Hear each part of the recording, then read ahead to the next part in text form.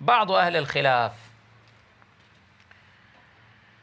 بسبب رواسب النصب والعداوة والانحراف عن أهل البيت الطاهرين عليهم الصلاة والسلام لا يهدأ لهم قرار إلا أن يجردوا أمير المؤمنين عليه السلام من هذه الفضيلة الكبرى التي هي أكبر فضائله.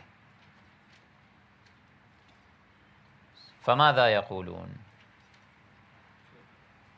يحاولون التشكيك في أن عليا هو نفس رسول الله. يقال لهم إن النبي صلى الله عليه وآله حين خرج إلى مباهلة نصارى نجران لم يدع من الرجال إلا عليا. هسه يروحون يطلعون بعض الأحاديث المكذوبة التي هم بأنفسهم لا يعترفون بها، ونقلتها لكم ذات مرة في إحدى المحاضرات، وأظنها كانت كلمتنا في احتفالنا بعيد المباهلة على ما أتذكر، أنه بعض رواياتهم طلعوا لك أنه النبي دعا معه من؟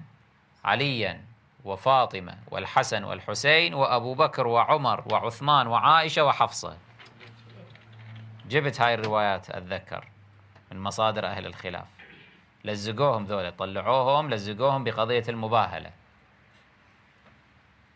الحمد لله هم يقولون هاي روايات موضوعة لا يعتد بها، ما يعترفون بها، ما يعترفون بصحتها. على أي حال نقول إذن الثابت أنه صلى الله عليه وآله لم يدع إلا عليا صلوات الله عليه، فوجب أن يكون هو المراد بالأنفس. يلف ويدور المخالف الذي يريد أن يجحد، يلف ويدور يقول لك لا، المراد بالأنفس هو نفس النبي، هو يدعو نفسه، هو يدعو نفسه، مو المراد علي. مع أنه عقلا لا يدعو المرء نفسه، مجازا ممكن، مجازا ممكن يقول دعوت نفسي، هذا من باب المجاز، أنه دعوت نفسي، أنا مثلا دعوت نفسي لصلاة الليل، يعني شنو؟ يعني أحدث نفسي وأحث نفسي على أن ماذا؟ أروح أصلي صلاة الليل. هذا كله مجاز. على الحقيقة هل يدعو الإنسان نفسه؟ لا، وإنما يدعو ماذا؟ يدعو غيره.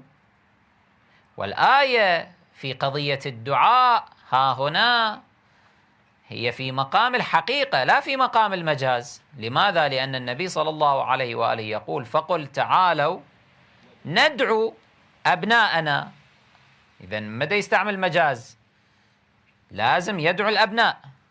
أنتم هم ادعوا أبناءكم، أبناءنا وأبناءكم، ونساءنا ونساءكم، وأنفسنا وأنفسكم. أنتم النصارى هم جيبوا أنفسكم، جيبوا نساءكم، جيبوا أبناءكم، وخلي نبتهل. هل هو يدعو النصارى إلى أمر مجازي؟ لا يدعو النصارى إلى أمر مجازي، إنما يدعوهم إلى أمر ماذا؟ حقيقي. فوجب أن يكون دعاؤه للأنفس ماذا؟ حقيقيا، فلا بد أن تكون الأنفس هذه غيره صلى الله عليه وآله، لا بد. والتاريخ كله يثبت أنه ما من غير سوى علي والحسنان والزهراء صلوات الله عليهم أجمعين. هم يظل يشكك، هم يظل يتكلم، هم يظل يدردم. فنقول له تعال نفتش في رواياتكم قبل رواياتنا، من هو هذا الرجل الذي وصف بأنه نفس رسول الله صلى الله عليه وآله؟ يعني النبي لما استخدم هذا الوصف استخدمه في حق من؟ النبي صلى الله عليه وآله تكلم عن من ووصفه بأنه نفسي؟ من هو هذا؟ أغير علي صلوات الله عليه؟ هو علي. فيثبت أيضا بدلالة هذه الروايات أن عليا عليه الصلاة والسلام هو المراد بقوله تعالى وأنفسنا، هو المراد، لأنه من وصفه النبي صلى الله عليه وآله بأنه نفسه. وآتي لكم ببضع روايات من كتب الجمهور، من كتب القوم، في حادثتين كلتاهما وصف النبي صلى الله عليه وآله عليا عليه الصلاة والسلام بأنه نفسه. الرواية الأولى تجدونها في سنن النسائي، ورقم الحديث 8148، وتجدون نحوها أيضا في كتاب فضائل الصحابة لأحمد بن حنبل في باب أخبار أمير المؤمنين علي بن أبي طالب عليهما السلام، رقم الحديث 836، بسنده عن زيد بن يثيع عن أبي ذر، أو زيد بن يثيع عن أبي ذر قال: قال رسول الله صلى الله عليه وآله: لينتهين بنو وليعة أو لأبعثن إليهم رجلا كنفسي. التفت، النبي ماذا يقول كما هم يروون؟ أو لأبعثن إليهم رجلا كنفسي، نسخة طبق الأصل عني، ينفذ فيهم أمري فيقتل المقاتل ويسبي الذرية. يقول أبو ذر: فما راعني إلا وكف عمر في حجزتي من خلفي. الحجزة أسفل الظهر عند الخاصرة في الوسط هكذا تسمى حجزة. يقول بس النبي قال هذا الكلام، أبو ذر يقول بس النبي قال هذا الكلام: لينتهين بنو وليعة أو لأبعثن إليهم رجلا كنفسي. يقول عمر خلى كفه على ماذا؟ على خاصرتي. يقول فما راعني إلا وكف عمر في حجزتي من خلفي، وهو يقول من يعني؟ منو تتوقع؟ شوية عمر هكذا يسوي نفسه مو عارف، يسوي نفسه غشيم، يتغيشم هكذا، عرفت شلون؟ قال من يعني؟ فقلت، أبو ذر يعرف له، شيعي رافضي عارف الأمور، عارف شلون يتعامل وياه. يقول فقلت ما إياك يعني ولا صاحبك، لا أنت ولا صاحبك هذا أبو بكر، لا تخاف، اغسل إيدك. قال فمن يعني؟ قال خاصف النعل. قال وعلي يخصف نعلا صلوات الله عليه. هذه رواية. زين، رواية أخرى أيضا في نفس المضمون وفيها تفصيل أكثر. هذه الرواية تجدونها في مجمع الزوائد للهيثمي، رقم الحديث 11355 بسنده عن جابر بن عبد الله قال. شوف، الرواية الأولى كانت عن أبي ذر فيروي جانبا من زاوية معينة، الرواية الثانية عن جابر فيروي من زاوية أخرى. يقول جابر: بعث رسول الله صلى الله عليه وآله الوليد بن عقبة إلى بني وليعة. وليد بن عقبة المعروف لعنه الله، الفاسق هذا، النبي قال له روح إلى بني وليعة اجمع منهم الصدقات. يقول وكان بينهم شحناء في الجاهلية، بينهم كان مشاكل في الجاهلية. فلما بلغ بني وليعة استقبلوه لينظروا ما في نفسه،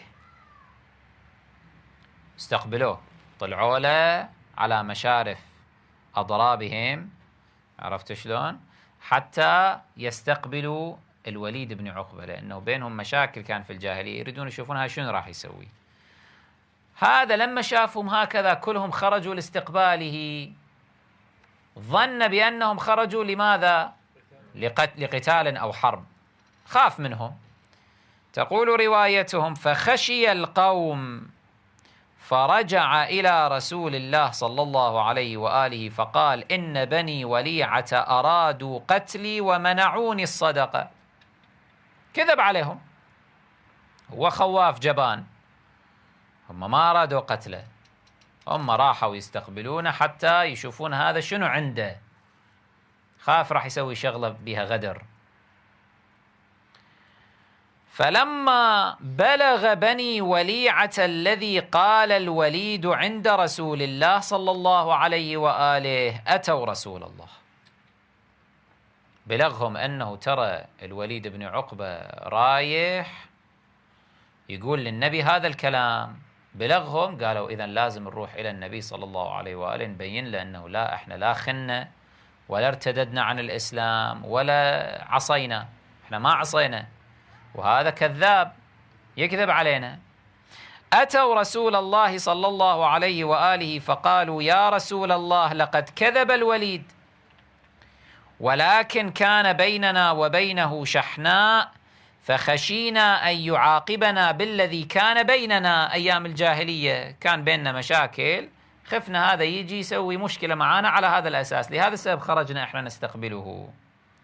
فقال رسول الله صلى الله عليه وآله: لينتهين بنو وليعة أو لأبعثن إليهم رجلا كنفسي، أو لأبعثن إليهم ماذا؟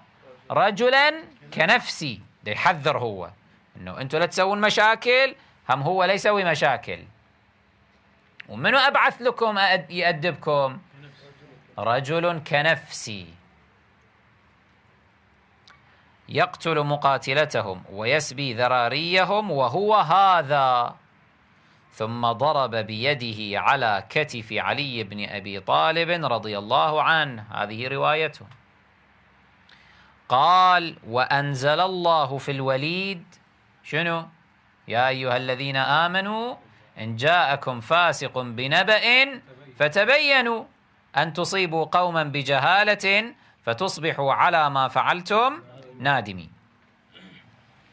يقول الهيثمي في مجمع الزوائد تعليقا على هذه الرواية، على هذا الحديث، يقول: رواه الطبراني في الأوسط، وفيه عبد الله بن عبد القدوس التميمي، وقد ضعفه الجمهور، يقول الجمهور ضعفوه، ولكن وثقه ابن حبان وبقية رجاله ثقات. فإذن الحديث إما صحيح على توثيق ابن حبان أو لا أقل من كونه حسنا، سيما مع توابعه، فهو في مجموعه حسن. أن المراد بمن هو نفس النبي صلى الله عليه وآله هو من؟ أمير المؤمنين علي صلوات الله عليه. زين، هذا موقف في قضية بني وليعة. عندنا موقف آخر، رواية أخرى أيضا صحيحة عند القوم، فيها أن النبي صلى الله عليه وآله يطلق على علي هذا الوصف أنه نفسه، ولكن في قصة أخرى، في قصة ثقيف.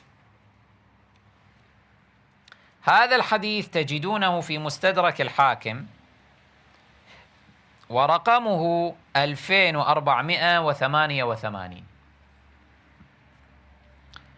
بسنده عن عبد الرحمن بن عوف، هو يقول رضي الله عنه قال: افتتح رسول الله صلى الله عليه وآله مكة، ثم انصرف إلى الطائف مشركين، فحاصرهم 8 أو 7، 8 أيام أو 7 أيام، ثم أوغل غدوة أو روحة، ثم نزل، ثم هجر، ثم قال: أيها الناس، إني لكم فرط وإني أوصيكم بعترتي خيرا. لا تتصور الوصية بالعترة كانت فقط في يوم الغدير، كانت فقط في المدينة، لا، مواقف ومواطن وقفها النبي صلى الله عليه وآله دائما يؤكد على هذين الأمرين، الكتاب والعترة. من تلك المواقف الطائف، في قضية الطائف قال: أيها الناس إني لكم فرط، أنا قبلكم أروح، وإني أوصيكم بعترتي خيرا، موعدكم الحوض، والذي نفسي بيده لتقيمن الصلاة ولتؤتن الزكاة أو لأبعثن عليكم رجلا مني أو كنفسي. رجلا مني أو ماذا؟ كنفسي، فليضربن أعناق مقاتليهم، يعني أولئك الفلول المشركين في الطائف، ليضربن أعناق مقاتليهم وليسبين ذراريهم. قال: فرأى الناس تصوروا هكذا، بعض الناس حسب روايتهم، هذه رواية الحاكم، قال حسب كلام عبد الرحمن بن عوف: فرأى الناس أنه يعني أبا بكر أو عمر، أنه هذا اللي أبعثن لكم رجلا مني أو كنفسي. الناس قالوا إما أبو بكر وإما عمر. يقول: فأخذ بيد علي صلوات الله عليه، يعني هذا هو المراد، فقال: قال هذا هو، هذا الرجل الذي مني أو كنفسي. الحاكم أيضا يعلق على هذا الحديث بقوله: هذا حديث صحيح الإسناد ولم يخرجاه أو يخرجاه، يعني البخاري ومسلم، لأنه إنما ألف هذا الكتاب ليستدرك على البخاري ومسلم ما صح من الأحاديث على مبناهما في توثيق الرواة، ويدرج هذه الأحاديث على ذلك المبنى في كتابه هذا، كتاب المستدرك على الصحيحين.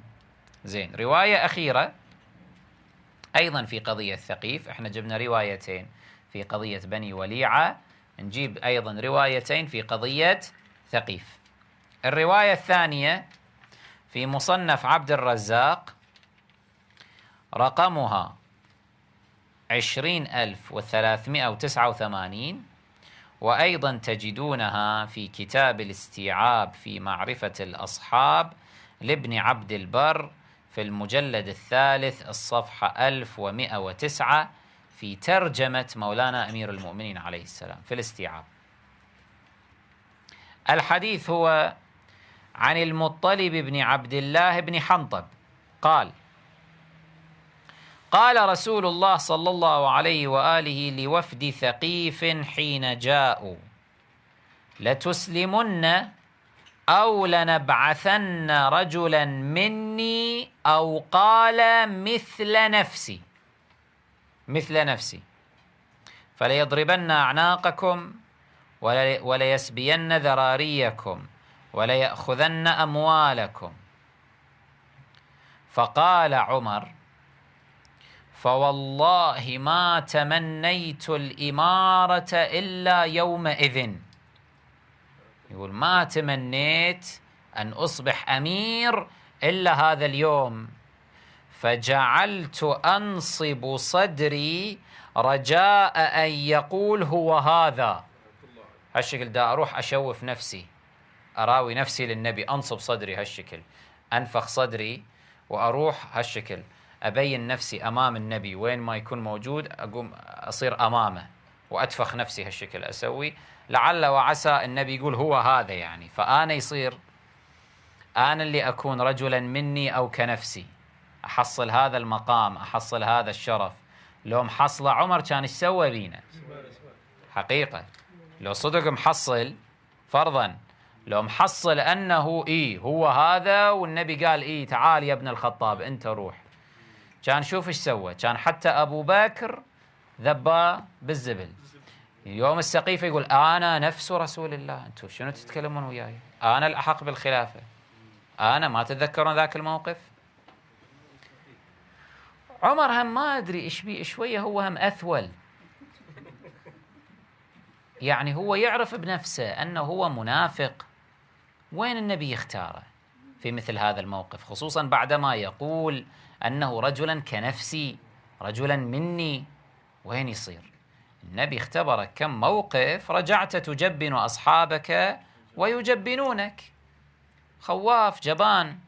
فشنو يعني الآن مصدق نفسه يقول جعلت أنصب نفسي؟ خو تدري مالك أمل، شكو رايح أنصب صدري وكذا حتى النبي يختارني، يعني خو تدري ما يختارك. ليش هاي يعني شلون أسميها هذا؟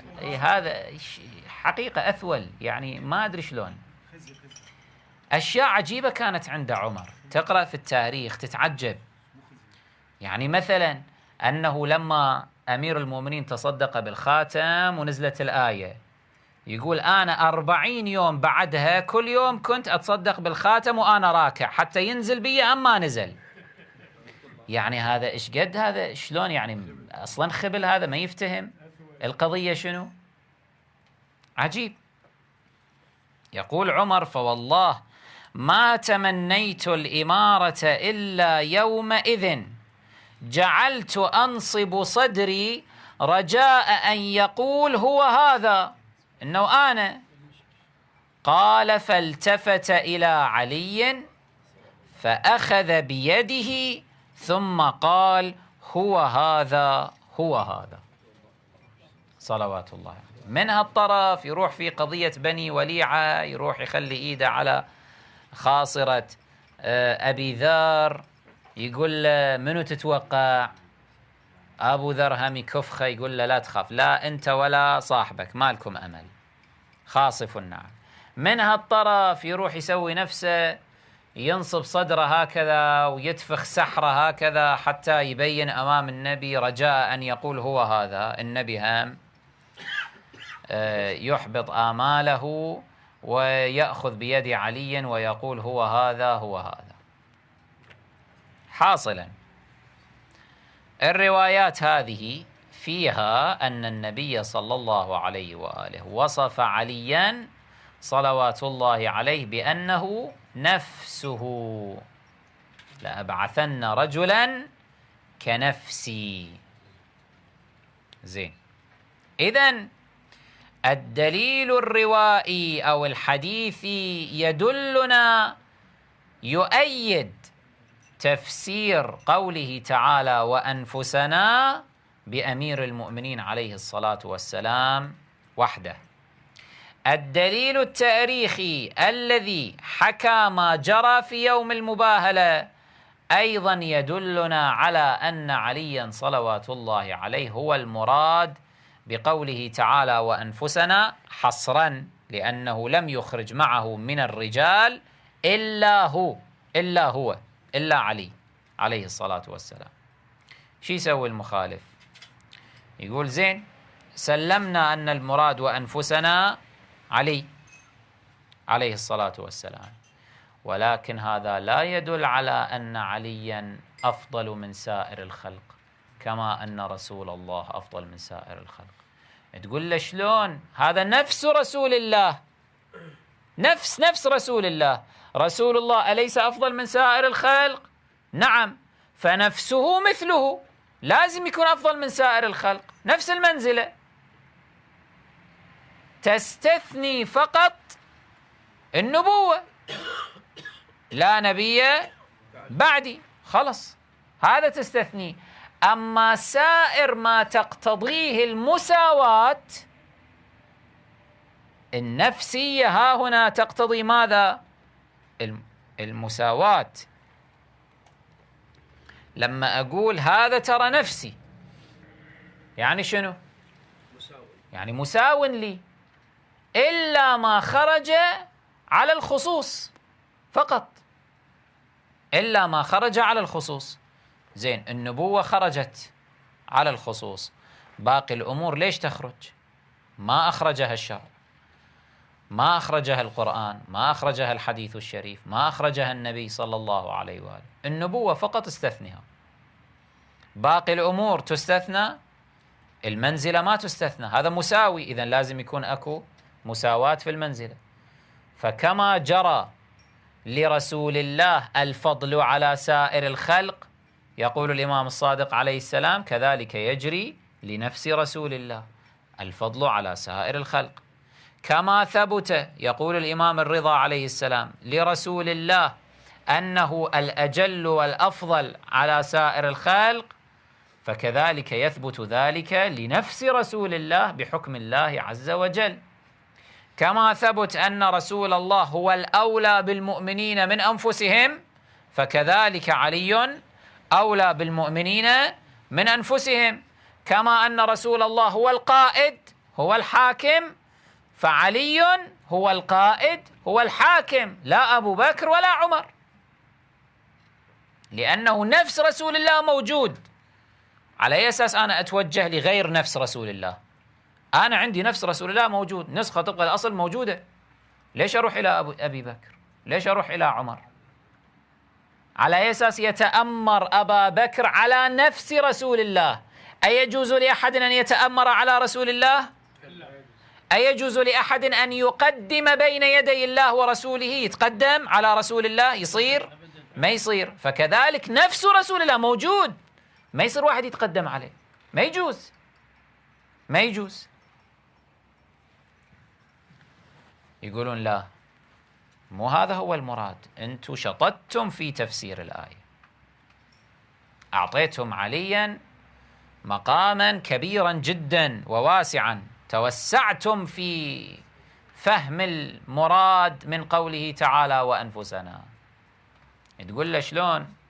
يقول لك لأنه جاءت آيات أخرى في كتاب الله فيها اشتقاقات لمادة النفس والأنفس ولم تدل على هذا الذي تقولونه. نقول له مثل ماذا؟ يقول مثلا جاء في سورة آل عمران مثلا: لقد من الله على المؤمنين إذ بعث فيهم رسولا من أنفسهم يتلو عليهم آياته ويزكيهم ويعلمهم الكتاب والحكمة وإن كانوا من قبل لفي ضلال مبين. نقول لك ها شوف أمامك القرآن يقول الله بعث فيهم رسولا من أنفسهم. شنو هذول كلهم صاروا مساوين للنبي؟ أيضا وصفوا بماذا؟ بالأنفس. زين، يقول أيضا آية أخرى في سورة التوبة، سورة براءة: لقد جاءكم رسول من أنفسكم عزيز عليه ما عنتم حريص عليكم بالمؤمنين رؤوف رحيم. هذا هم شوف صاروا إذن مماثلين لرسول الله صلى الله عليه وآله، صاروا مساوين لرسول الله، صاروا في نفس مقامه، صاروا أفضل من الخلق هم جميعا. زين، يقولون في سورة النور جاء قوله تعالى: لولا إذ سمعتموه ظن المؤمنون والمؤمنات بأنفسهم خيرا وقالوا هذا إفك مبين. يقولون هذول كلهم صاروا ماذا؟ صاروا نفس بعضهم بعض، نفس المنزلة. الذين تحدثوا بالإفك خاضوا بالإفك والذين لم يخوضوا هم يصير لابد أنه أكو تفاضل على الأقل.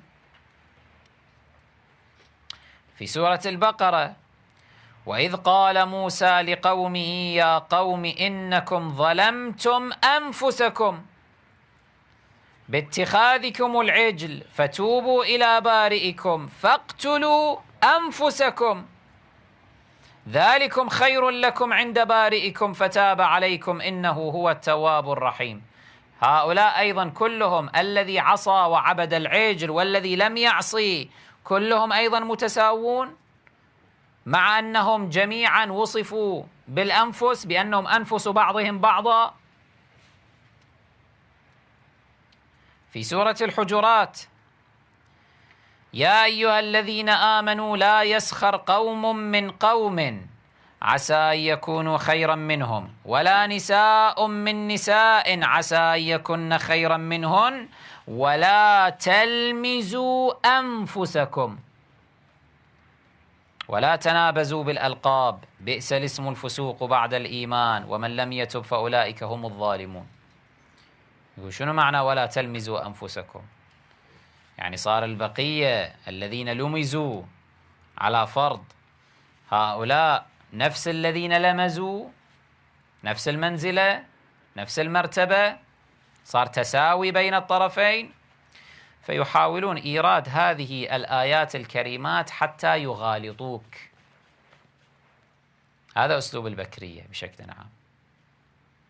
أسلوب البكرية هو تحريف المعاني،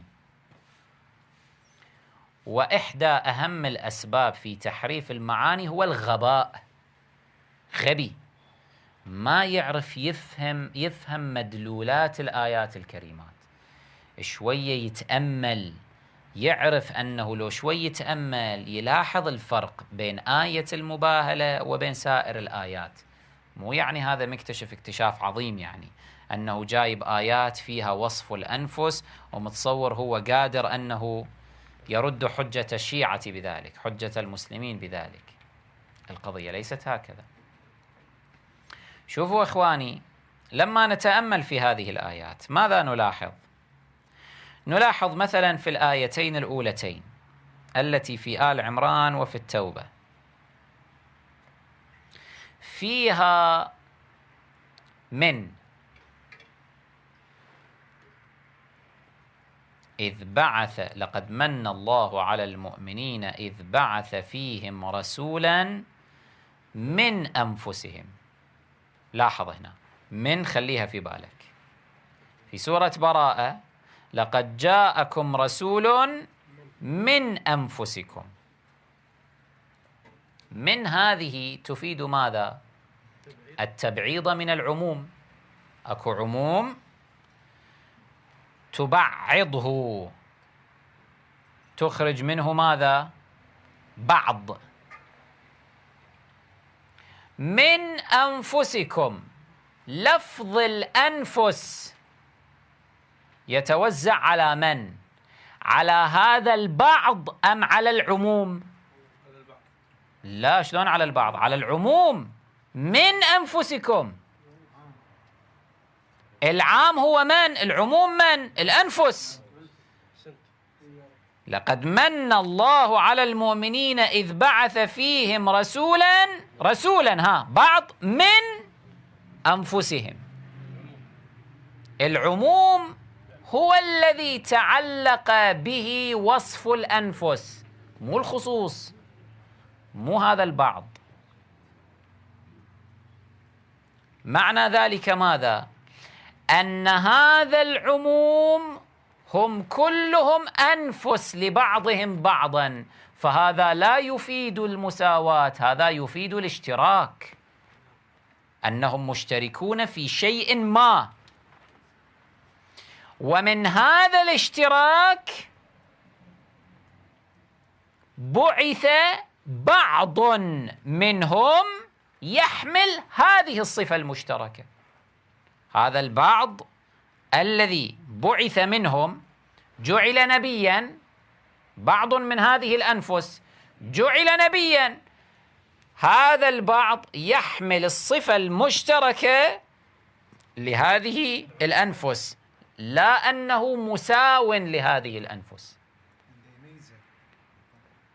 وما هي الصفة المشتركة؟ أنها أنفس بشرية. قل إنما أنا بشر مثلكم. الله يقول أنا مننت عليكم بأن بعثت لكم من أنفسكم البشرية، من صفتكم البشرية، رسولا منكم. هذا هو رسولا من هذه الأنفس. بشر، صفة مشتركة لهذا العموم الذي وصف بالأنفس. من هذا العموم خرج البعض فصار نبيا، فالنبي يحمل صفة مشتركة مع هذا العموم. هذا بخلاف آية المباهلة. آية المباهلة خصت الأنفس بفرد خاص، مو عموم. وأنفسنا وأنفسكم، من هم أنفسنا؟ أخرج عليا وحده. لم تأتي من التبعيضية ها هنا، ماكو من حتى تدخل وتقول أنهم جميعا حملوا الصفة المشتركة هذه، كلا. شوفوا، لما أقول أنا مثلا أنا راح أوظف عندي شركة، نفرض أوظف واحد من أنفسكم، يعني شنو؟ يعني أنتخب واحد، بعضكم واحد منكم أنتخبه أوظفه عندي في الشركة، صحيح؟ أما لما أقول هذا نفسي، هذا أنفسي، أستخدم لفظة الجمع للتعظيم لمزيد العناية، أقول هذا أنفسي هكذا، مدى أقول من، مدى أطلق الأنفس على العموم، أخص به فردا خاصا، فهذا دلالته تختلف. دلالة ذلك أن هذا الفرد هو ماذا؟ مساو لي، مساو لي، نفسي أنا. هذا فرق كبير. شلون تماثل بين هذه الآيات وبين هذه الآية؟ تلك لها مدلول، هذه لها مدلول، يختلف.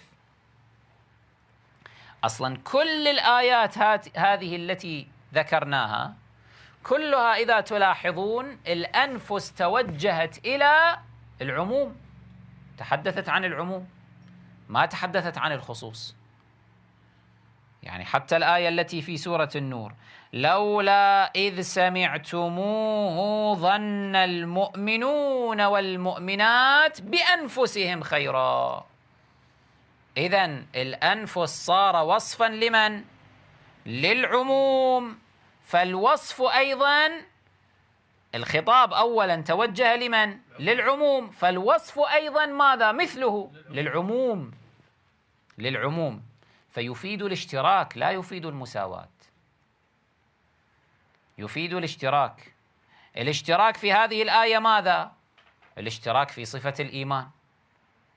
لولا إذ سمعتموه ظن المؤمنون والمؤمنات بأنفسهم ماذا؟ خيرا. يعني أنتم المؤمنون والمؤمنات بينكم صفة مشتركة وهي صفة الإيمان، فكلكم مؤمنون، فتظنون بأنفسكم، أي بأنفسكم في الإيمان خيرا. هذا الواجب عليكم إذا ما سمعتم إفكا، أن تظنوا بأنفسكم في الإيمان خيرا. زين، آيات أخرى جاءت الصفة المشتركة في ماذا؟ في القومية مثلا، كالآية التي في الحجرات، يا أيها الذين آمنوا لا يسخر قوم من قوم عسى أن يكونوا خيرا منهم، ولا نساء من نساء عسى أن يكن خيرا منهن، ولا تلمزوا أنفسكم. وصف الأنفس هنا كذلك تعلق بهذا العموم بلحاظ ماذا؟ ما هي الصفة المشتركة؟ القومية، قومية واحدة، أنتم قوم واحد، هكذا. فإذا في هذه الآيات لفظ الأنفس وصفة الأنفس تفيد الاشتراك لا تفيد المساواة، بخلاف آية المباهلة تفيد المساواة، لأن الموصوف فرد خاص لا عموم، لم يخرج من هذا العموم بعض، لم يبعض هذا العموم. الأمر ليس هكذا. أما آية البقرة التي فيها قوله تعالى: وإذ قال موسى لقومه يا قوم إنكم ظلمتم أنفسكم، فالمراد بها عين النفس، عين الأنفس، يعني كل واحد ظلم نفسه، هو ظلم نفسه. لماذا ظلم نفسه؟ باتخاذكم العجل، عبدت العجل، فكل واحد ماذا؟ ظلم نفسه، مثل ما احنا نقرأ في دعاء كميل: ظلمت نفسي، هكذا ظلمت عين نفسي. فكذلك قوله: فتوبوا إلى بارئكم فاقتلوا أنفسكم، عين النفس. كيف يقتلون أنفسهم؟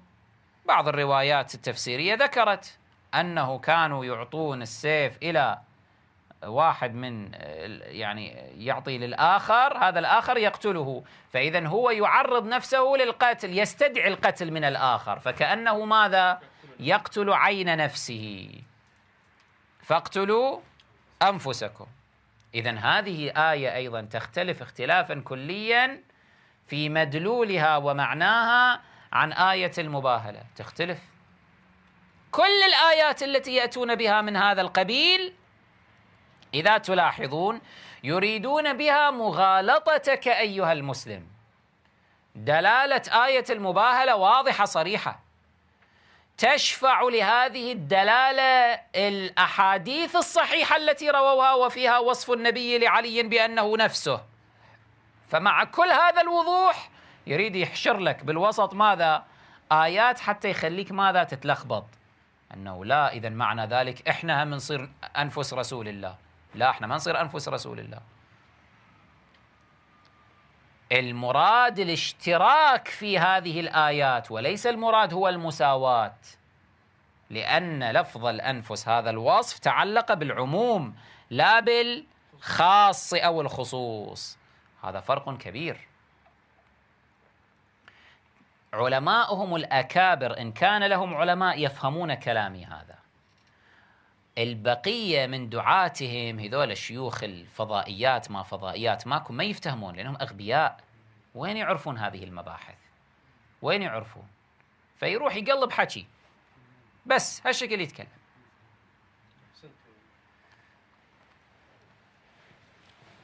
على أي حال، من هو هذا الذي وصف في الآيات والروايات بأنه نفس رسول الله صلى الله عليه وآله غير أمير المؤمنين علي صلوات الله عليه؟ لا أحد.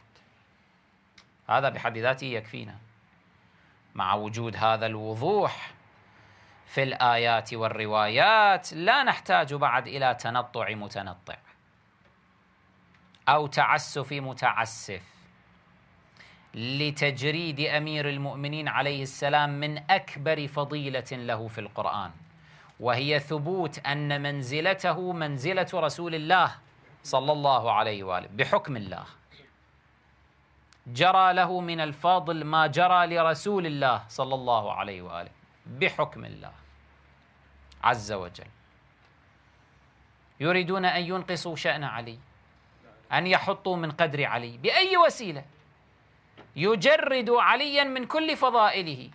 يا أخي إلى الآن 1400 سنة يناقشون من كنت مولاه فهذا علي مولاه، مع هالوضوح في أنه المراد هو الاستخلاف وإثبات الأولوية في التصرف، الإمارة، القيادة من بعده. يقولون لا، معناه أشياء أخرى، طلعوا لك 12 معنى.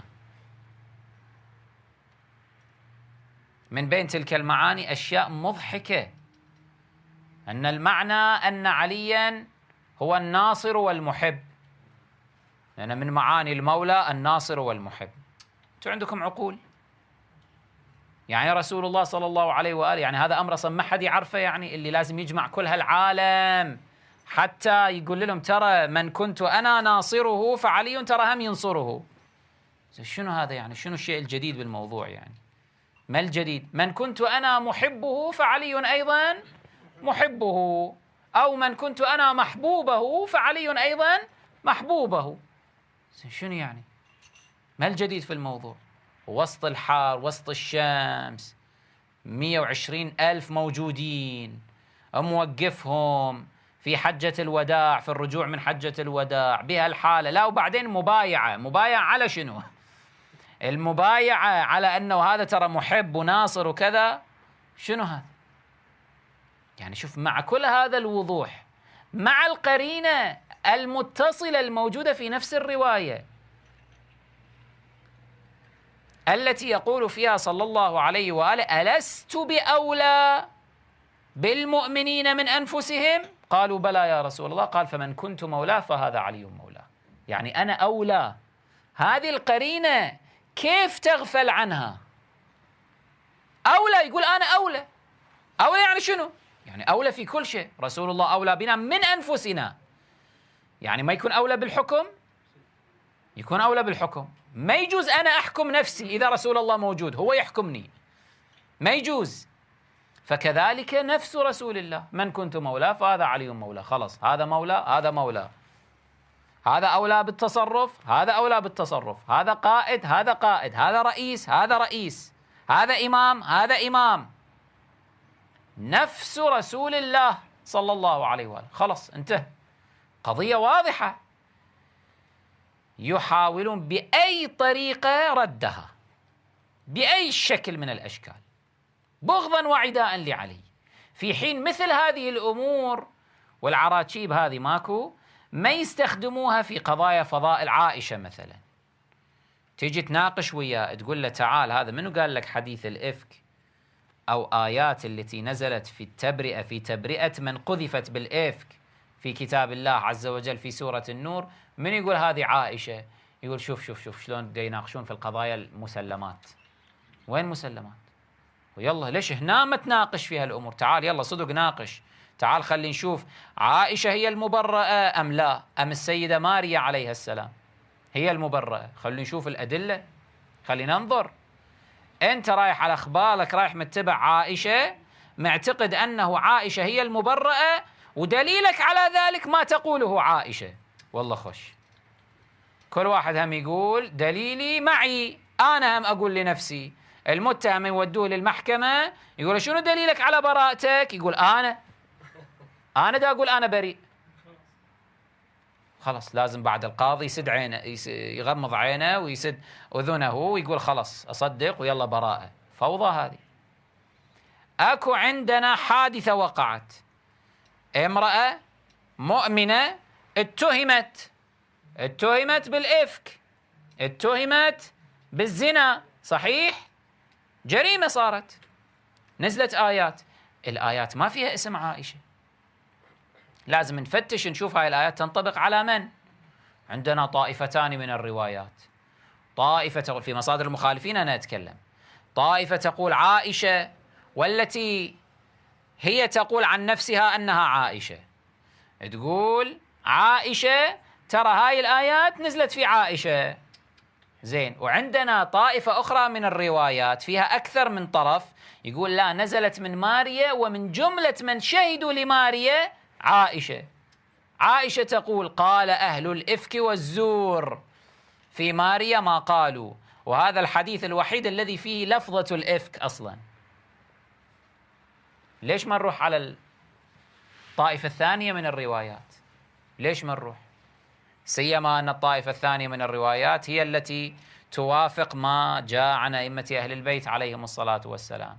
ونحن فردنا لهذا الأمر فصلا خاصا ضمن الفصل الثاني على ما أظن في كتابنا كتاب الفاحشة، فقط لمناقشة حادثة الإفك، بعنوان الأفاكة اتفكت الإفك. هكذا جبنا أدلة وجبنا كل الروايات وغربلناها زين، وصلنا إلى نتيجة أن التي برئت هي السيدة ماريا عليها السلام، مو عائشة. بالعكس، أصلا عائشة هي المدانة، هي التي اتهمت السيدة ماريا بالإفك. القضية انقلبت مثل ما انقلبت قضية أنه من هو الذي نزل فيه قوله تعالى: ومن الناس من يشري نفسه ابتغاء مرضات الله. هذه نزلت في من؟ أمير المؤمنين عليه الصلاة والسلام تحولت في زمن من الأزمان إلى أنها نزلت في عبد الرحمن بن ملجم. العكس انقلبت. كل شيء ينعكس أيها الإخوة، كل شيء ينقلب، كل شيء ينقلب. قوله تعالى: فهل عسيتم إن توليتم أن تفسدوا في الأرض وتقطعوا أرحامكم، قالوا نزلت في علي بن أبي طالب عليه الصلاة والسلام. قوله تعالى آيات كثيرة، الآيات قضايا الخمر وغير الخمر، كثيرة القضايا التي حاولوا بأي طريقة أن يعكسوها مثالب أئمتهم وخلفائهم وصحابتهم ومن أشبه، يحاولون أن يجعلوها على رؤوس أهل البيت عليهم الصلاة والسلام. العكس يسوون، التاريخ يزور يحرف. هذا أيها الأخوة تجدونه الآن في زماننا، فكيف في تلك الأزمنة؟ الآن في زماننا إحنا نلاقي الحوادث تزور وتحرف، يحرفون يزورون، فكيف في تلك الأزمنة؟ مع أنه الإعلام والسلطة والمنابر وكل شيء كان بيدهم، بيد السلطات المعادية لأهل البيت عليهم الصلاة والسلام، ما كانت بيد أهل البيت صلوات الله عليه.